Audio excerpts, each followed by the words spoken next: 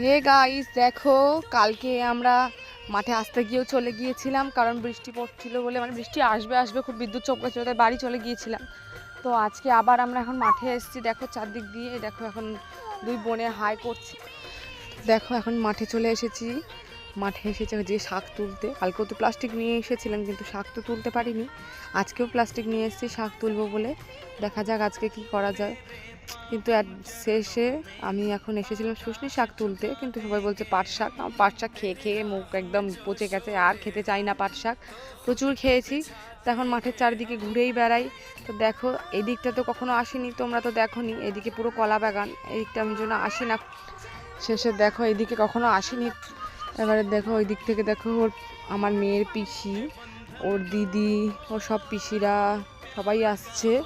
আমিও দেখতে পাচ্ছি। দেখো আবার হাই করছে ওই জন্য। আবার দেখো ছোটো ছোটো পিসিকে আনতে যাচ্ছে। দেখো কত কি করে বেড়াচ্ছে, খুব